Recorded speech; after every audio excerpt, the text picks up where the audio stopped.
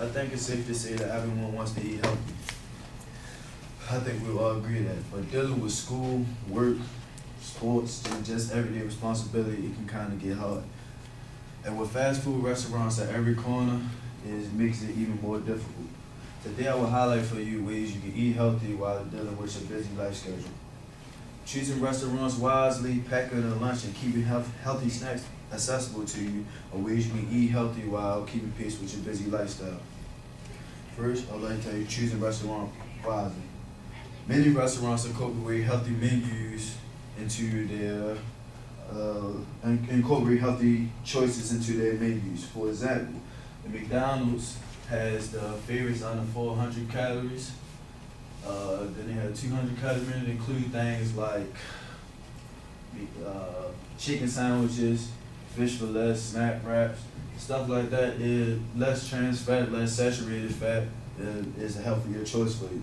It also includes things like baked grilled foods, salads, fruit yogurts, and just other low-carb options. Low-carb options. Next thing we do, we can just choose restaurants geared to eating healthy. For example, Subway. We all know Subway. Subway is basically basically a food place just for healthy foods. You see that Philly cheesesteak, serving size 309 calories. You get 520 calories just from that one thing. Another restaurant is Panera Bread. I don't know if y'all been to, I ain't seen no Panera Bread in California, but I just got here. But Panera Bread is very big where I'm from. That's like the only place I ever knew to eat healthy from. Noodles and Company is another place, and also Chipotle. So, and then when you out, when you do have to eat fast food, you can just make better choices. Like for one thing, talking about holy mayo. Mayo is very fattening, and there's plenty of things you can choose other than mayo to eat for more healthy choices. You can also choose broiled or grilled foods instead of fried foods. That's always better.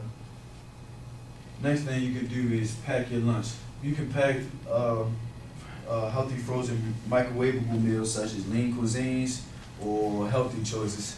They're both good. And you can also prepare meals the night before. It's more convenient and you spend less money.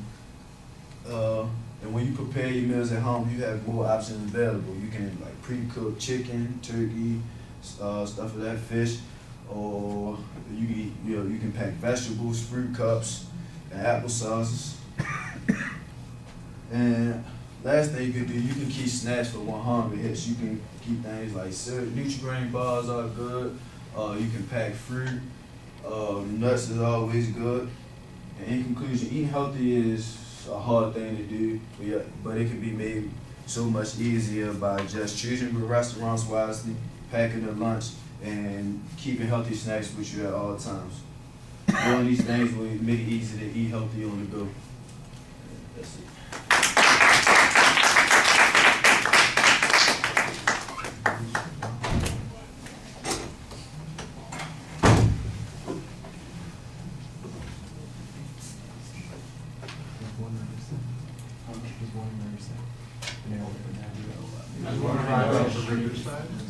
And bread.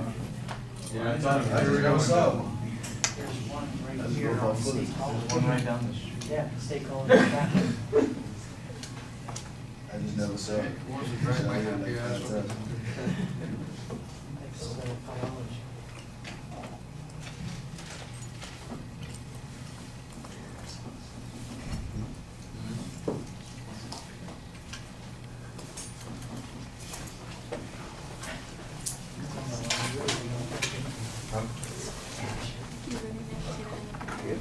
I never saw one. Where do you hang out at? I don't like California. There you go. He never saw Panera Bread because he puts his blindfold on when he drives back and forth from where he sleeps at night to where he goes to school in the I go to day. school I go to sleep on Orange Thorpe, and I come to school. There you go. See, there it That's is. it. Yeah. I don't, No wonder he hasn't seen a Panera Bread. I don't do nothing in Cali. Did you install one?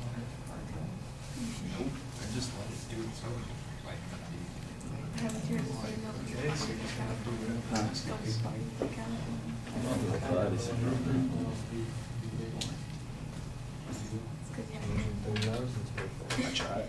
No. I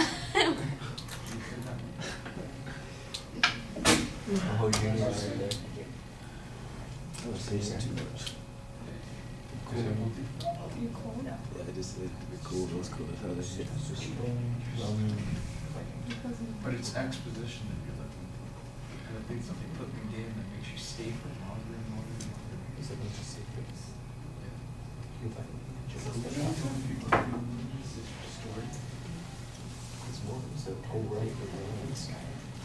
Yeah.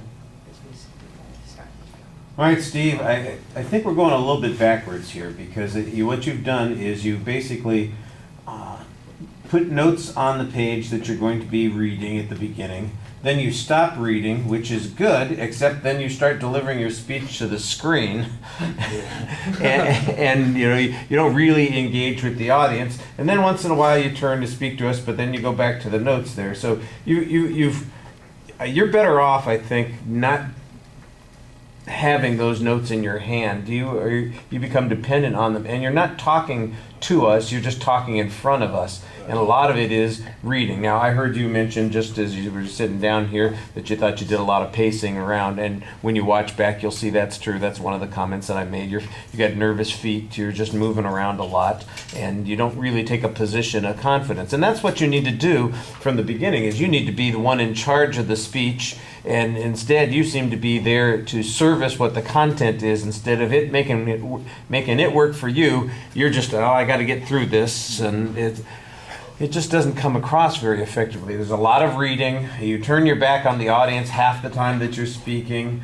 I'll tell you, the introduction's okay, except that you're reading it. The thesis is pretty good, and there's a reasonable amount of content in the speech. I think it could be developed a lot more and made into something more interesting. One of the problems with the content is that you've depended on the visuals to give us a lot of information, and you go through them very quick. There's a lot of information on those things. You had one thing that you were measuring the food by, and I have no idea what that number meant. It was in that first column on one of them. There was that column, and then the next one was calories, and I have no idea what the 309 was that you were talking about. The 506 calories or 507, I know what those are, but the other thing was that by weight. It wasn't very clear, and that was the one that you picked out to talk about, and it just seemed like you were kind of looking at the screen and picking a number at random to talk about instead of having something that you wanted to say about it. I like the idea of, how can you eat healthy going to fast food places that are around, and there are Paneras. By the way, that would have been one of those research things that you could do to find out, it's not that hard. You type in Panera Bread on Google, and it says locations, and you push that button, and they all come up, and there's a whole bunch of them right there. Right. So do the extra research there to go along with that. We can hear you, but there's not a lot of energy in your voice. I don't want to say that you're speaking in a monotone, but you definitely don't sound emotionally engaged. I mean, there's a little bit in a couple of spots where, like you said, well, I've never seen a Panera Bread kind of thing here. That sounds like, hey, there's actually some personality being injected to it. And then the rest of the time, you just kind of go back to this modulated sort of reading. And, hey, if you want people to listen to you, if you want people to remember you, if you want people to be interested in what you're talking about, you've got to act like you're interested in talking about it too. And sometimes it just seems like you're going through the motions, and that's not what you need to do to be more effective. All right. Thank you.